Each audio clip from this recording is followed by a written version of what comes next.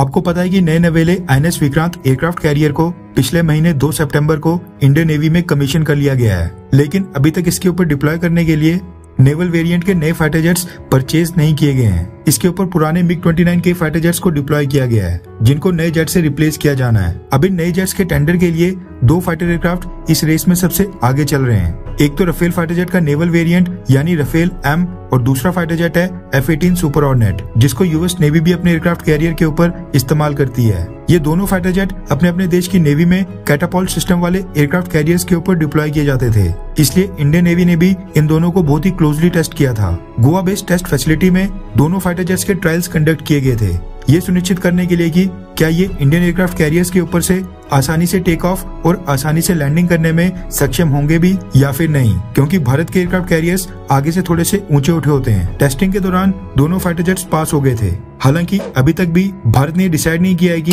ये $multi-billion deal Rafale बनाने वाली डसॉल्ट एविएशन को जाएगी या फिर F-18 सुपर हॉर्नेट बनाने वाली बोइंग कंपनी को।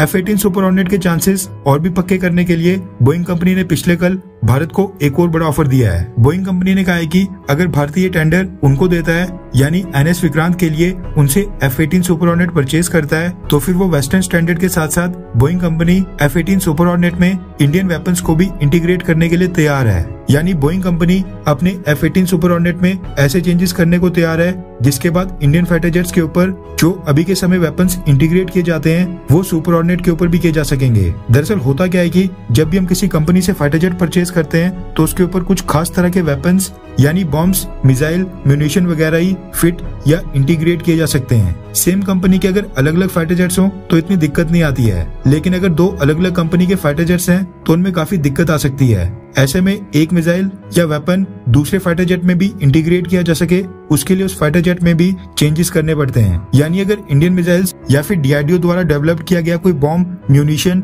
या किसी और वेपन को अगर बोइंग F-18 सुपर हॉर्नेट के ऊपर फिट किया जाना है तो उसके लिए बोइंग कंपनी को भी अपने जेट में थोड़े बहुत चेंजेस करने पड़ेंगे। आमतौर पर कंपनीज ये चेंजेस बिल्कुल नहीं करती हैं, लेकिन बोइंग कंपनी भारत के केस में नरम पड़ गई है। बोइंग कंपनी ने कहा है कि वो अपने F-18 सुपर हॉर्नेट के साथ इंडियन नेवी को top of the line weapons तो प्रोवाइड करेंगे ही, जो वेस्टर्न देश इस समय यूज कर रहे हैं और बेटर टेस्टेड हैं। लेकिन अगर भारत चाहता है कि Astra beyond visual range air to air missiles, smart anti airfield weapon, naval anti ship missile जैसे भारत के एग्जिस्टिंग वेपन सिस्टम है, तो वो इनको भी F-18 सुपर हॉर्नेट के ऊपर इंटीग्रेट करने के लिए रेडी हैं। बोइंग का कहना है कि वो इंडियन आर्म्ड फोर्सेस के साथ काफी लंबे समय से जुड़े हैं। भारत C-17 ग्लोबमास्टर से लेकर चिनूक, अपाचे और Poseidon P-8I anti submarine warfare aircraft और कई सारे वेपन सिस्टम ऑलरेडी बोइंग से परचेज कर चुका है, जो अभी भी इंडियन आर्म्ड फोर्सेस के पास सर्विसेज में है। ऐसे में बोइंग इस रिलेशनशिप को और भी मजबूत करने के लिए F-18 सुपर हॉर्नेट के ऊपर इंडियन वेपन्स को भी इंटीग्रेट करने के लिए रेडी है।